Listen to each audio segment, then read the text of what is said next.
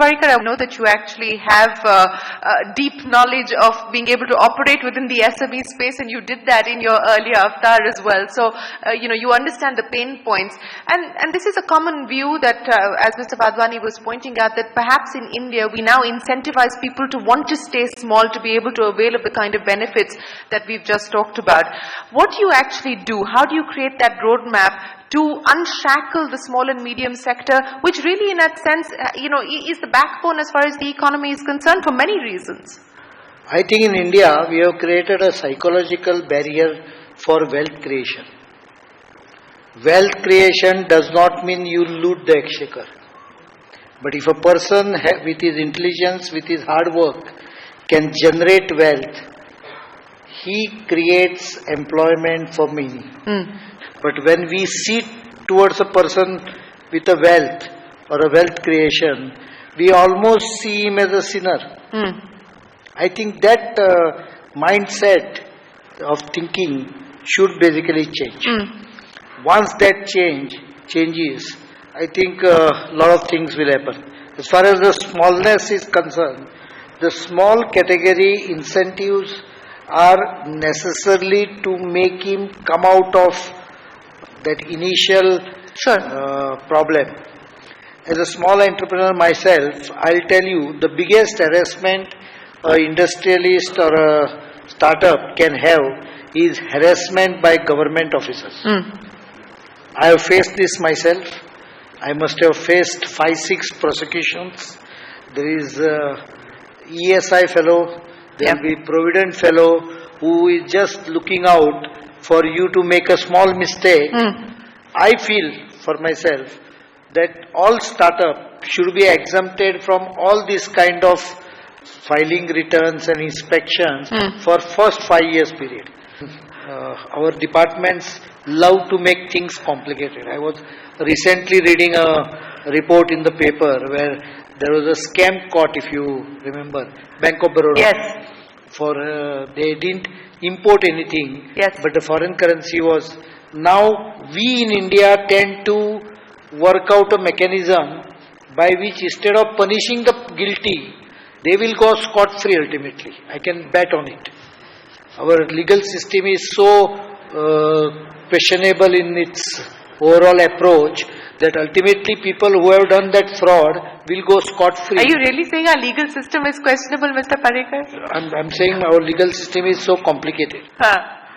You said questionable, sir. Questionable in its requirement for proofs and time delays. See, I'm being very clear about it. The system allows you to drag on for years if you have enough money and a good advocate. You can go on delaying issues and you can fight your battle from the lowest court to the highest court, thereby virtually taking a span of 50 years. So how do you get justice? Person who has done that fraud should have been punished quickly. Had he been done, if you do this, and this I am not speaking as a minister, this is a problem I am speaking as a former entrepreneur. You face problem for that, what will the department do? I bet, I'm very sure, they will put some regulation in addition to the normal regulation which are existing, and thereby so-called tightening the system. The result is a person who is honest and does not go for fraud, he suffers. Okay. Person who does the fraud doesn't suffer. It's nice to hear you say these things, Mr. Parrikar, but why didn't you prevail on your own colleagues when they put out the Startup India mission? Because you're talking about letting startups not have to comply with any of these rules and regulations for 5 years, but that's not what the Startup mission says. I threw a ball in your court because I wanted you to come up with that. I think that is what this government is trying to work for. I can make my plug here, but Mr. Wadhwani, coming back to the point that Mr. Parrikar was making, and there are limitations even as far as the kind of jobs that startups can create in this country, but let's not dismiss the fact that that is a great avenue for growth and enterprise. You've probably had a look at the startup policy that the government has recently unveiled. Your thoughts on that? I think you've characterized it well. I think the intent is in the right place. The intent is strong. But I suspect that in the process of making policy, it's like making a sausage. It's quite messy, and the taste doesn't always come out the way you like it. I think in this particular case, a lot of good things in the policy. If I had to pick on 2 or 3 things that should go further, the first is deregulation, exactly what Minister Parikar was talking about. I think that is one of the biggest problems that small companies and particularly startups face. I think the second is support for local ecosystems of mentors and angel investors who can help entrepreneurs succeed. There needs to be a focused effort on that as part of Startup India. I think in terms of the tax incentives that have been provided, 3 years is meaningless. I mean, I've been an entrepreneur, I've done so many startup companies. In 3 years, you're just figuring out your business model, your product, your customer, and you don't actually get to meaningful revenue till the years 6, 7, 8, 9, 10. So one of the things we have to do is, if we're going to give incentives, they have to be meaningful incentives that, to me, says 7 to 10 years. There is some tuning needed.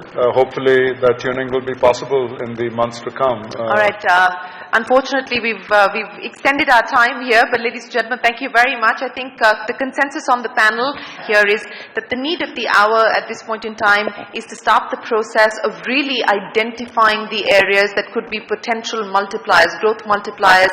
So the need of the hour is to start with identification. The need of the hour is also amplification. So sectors which you've already identified, to really amp up the kind of opportunities that exist and really milk those opportunities that exist. And at the end of it, I think the third one would be to identify new areas of growth creation in that sense. You talked about the new growth drivers, Mr. Wadhwani, and perhaps that could be the focus of the jobs plan that the government intends to put together, as Mr. Parikar tells us, or will put together. Easier said than done. Easier said than done, but we're hoping that you will make a start there, sir. So thank you very much for your time, and thank you very much for sharing your ideas and your thoughts here. Thank you very much, ladies and gentlemen, for joining us here this evening.